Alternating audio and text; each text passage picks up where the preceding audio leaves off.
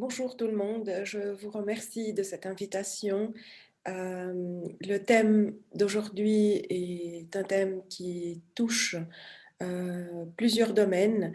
La problématique effectivement de la violence scolaire retient plus que jamais actuellement l'attention des pouvoirs publics, des experts en éducation, ainsi que la population en général.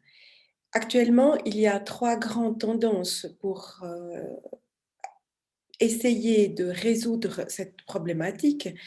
Une première préconise par exemple l'intervention radicale, une seconde que certains qualifient de laisser faire en attendant que le comportement du jeune s'améliore, et une troisième tendance est plutôt au milieu de ces deux, se situe vraiment un peu au milieu, s'appuyant plutôt sur les résultats des recherches assez récentes et surtout les résultats des neurosciences en ce qui concerne le développement du cerveau et qu'est-ce qui se passe dans le cerveau de ces jeunes qui actent ou qui essayent vraiment même l'intimidation à l'école.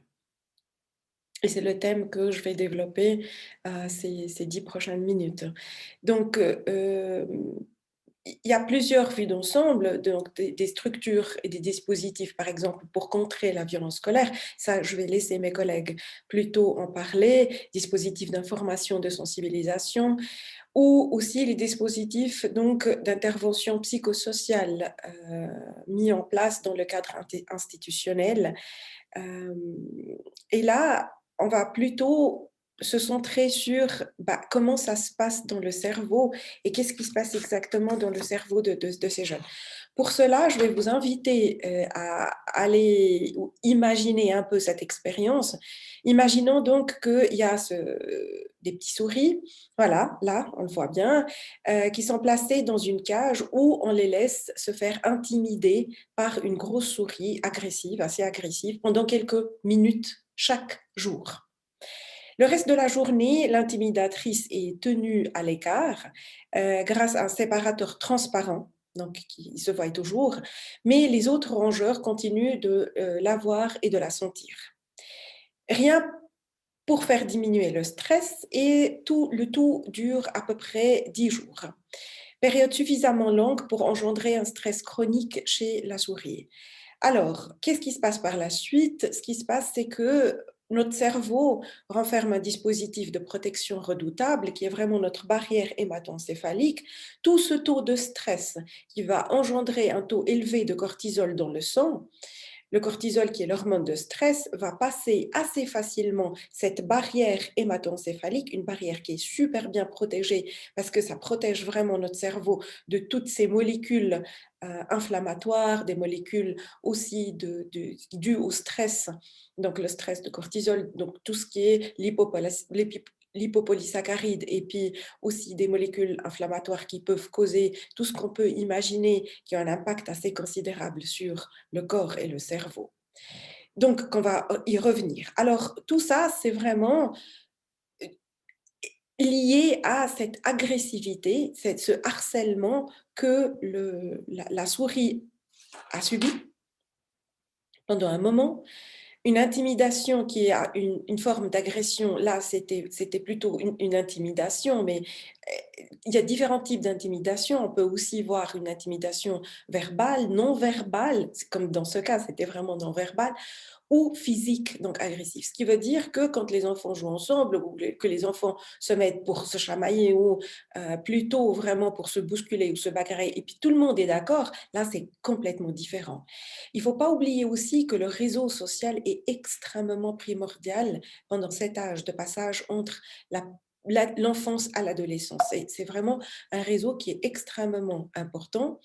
Leur cerveau réagit autant au rejet social qu'à une menace physique ou nourriture, manque de nourriture aussi. Et lorsque l'autodévalorisation prend beaucoup d'ampleur, donc suite à plusieurs intimidations, l'enfant adolescent est susceptible de porter atteinte à son corps aussi, par des gestes auto-agressifs, d'automutilation, qui se mêlent de colère et de désespoir, et parfois même à des gestes hétéro-agressifs aussi. Donc, se faire mal physiquement peut devenir une manière d'exprimer concrètement le sentiment de perte totale de contrôle et le perte totale aussi de valeur personnelle et de conviction qu'on est responsable de la situation. Il ne faut pas oublier donc de différencier intimidation versus bagarre entre adolescents. Pourquoi? Parce que pour l'intimidation, ce qui est extrêmement important, c'est que c'est vraiment une intimidation ciblée, une intimidation délibérée et une intimidation intentionnelle, physique, verbale ou sociale. Par contre, tout autre type de bagarre ou d'altercation entre les adolescents, les enfants adolescents, là, ils sont à peu près sur la même longueur d'onde. Comme on dit, hein, quand on discute avec quelqu'un, on dit on est sur la même longueur d'onde. Et effectivement, là, on voit bien que c'est vraiment, ça se manifeste différemment dans le cerveau. Par contre, tout ce qui est en lien avec un réseau social défaillant, le cerveau va réagir autant à ce rejet social qu'à une menace physique ou manque de nourriture même. Alors, attention, parce que là aussi, l'influence des pairs est primordiale. C'est une arme à double tranchante. Ça dépend comment l'enfant adolescent est influencé par les autres. Ici, qu'y a-t-il de cette acceptation? Pourquoi les adolescents cherchent délibérément à accepter tout ce qui est dit et fait par les autres adolescents de même âge? On sait bien qu'à cet âge spécifiquement, il y a une partie très intéressante dans le cerveau qu'on appelle le noyau accumbens. C'est une partie qui fait partie du système de récompense des noyaux gris centraux. Voilà, on les voit ici, les noyaux gris centraux ganglions de la base. Donc, c'est vraiment une partie extrêmement importante pour tout ce qui est évaluer aussi l'impact d'une récompense, évaluer l'impact de tout ce qui est égoïste ou indirect ou pas. Et puis, on voit bien que c'est extrêmement activé chez les adolescents.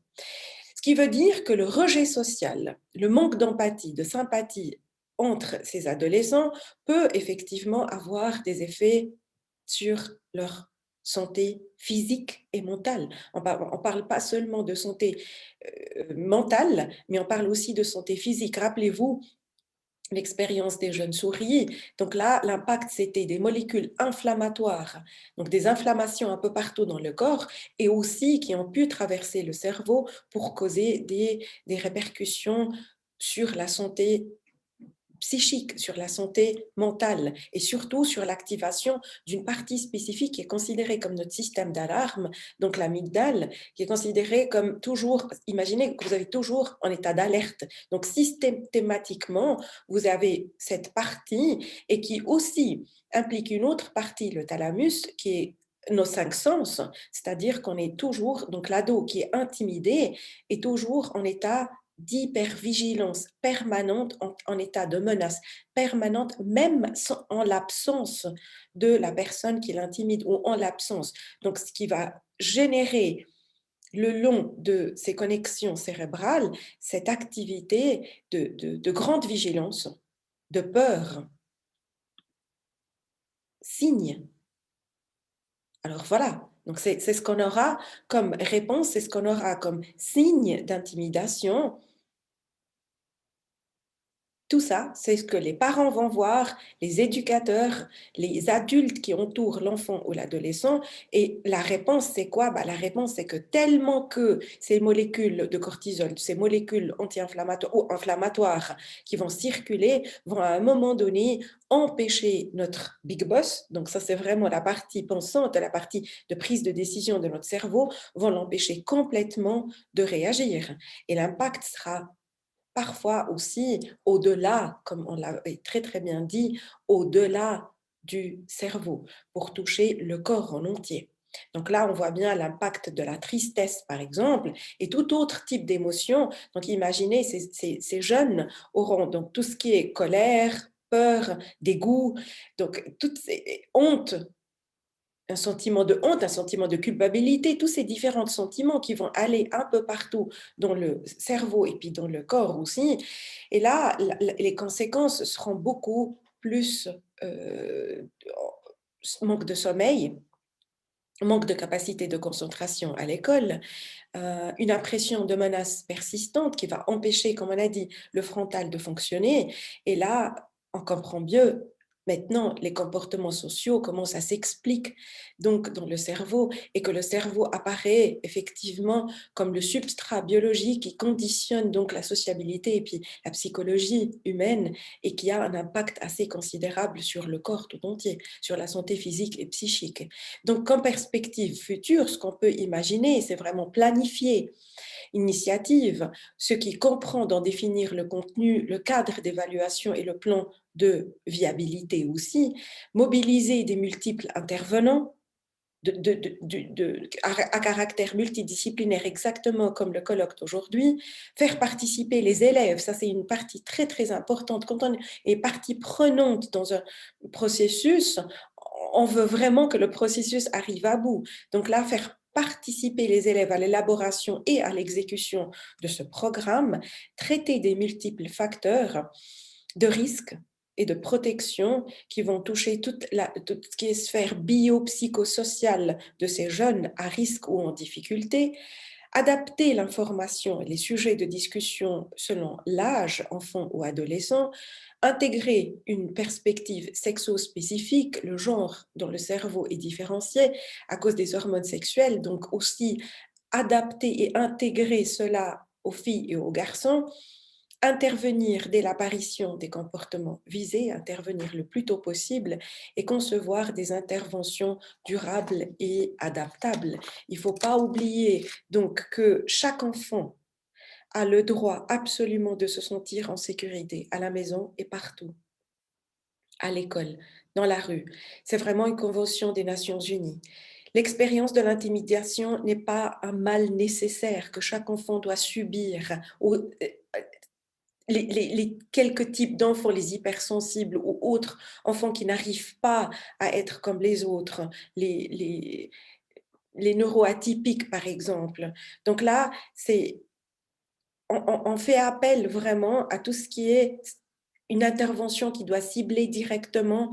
Et la première étape dans tout cela, c'est vraiment reconnaître l'impact de l'intimidation sur le cerveau et l'impact donc de tout ce qui va toucher pas seulement le cerveau, mais le corps tout entier. Je vous remercie beaucoup de votre attention et j'espère à une prochaine fois. Merci. Au revoir.